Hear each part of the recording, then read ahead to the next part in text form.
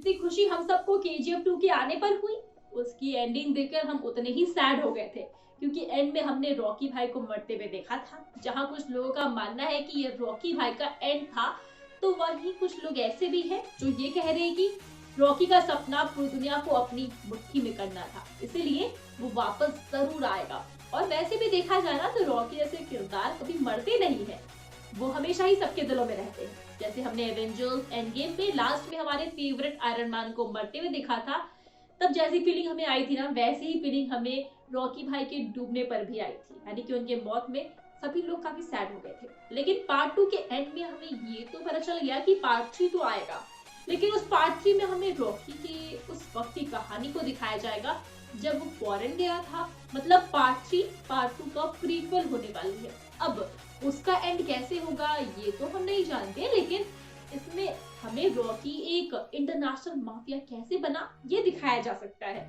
अगर हम रॉकी के बचने की पॉसिबिलिटीज की बात करें तो वो 50-50 है। पहले तो ये कह सकते हैं कि जो एंड हमने पार्ट 2 में देखा वही रॉकी का एंड होगा और पार्ट 3 सिर्फ एक प्रीक्वल होगी।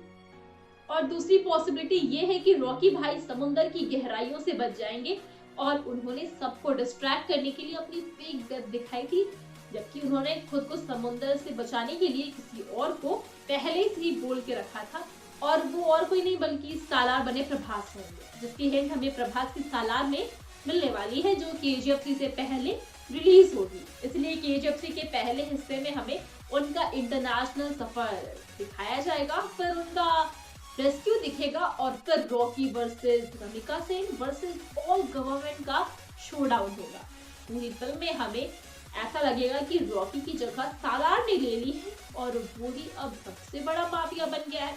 लेकिन फिर हमें पता चलेगा कि रॉकी ही है जो सालार को गाइड कर रहा था। और फिर जब वो देखेगा कि दुश्मन ने ये मान लिया कि रॉकी नहीं रहा, और जब वो इस बात का जश्न मना रहे होंगे, तब रॉकी एंट्री लेगा और सबका काम तमाम कर देगा और हमें रॉकी और सालार का एक दमदार डुओ नजर आने वाला है।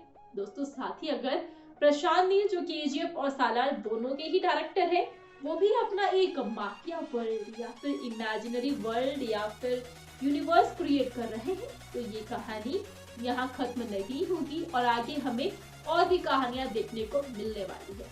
तो आपका इन सब पर क्या कहना है हमें कमेंट्स में जरूर बताएं। साथ ही वीडियो अच्छी लगी हो तो वीडियो को लाइक और शेयर करें।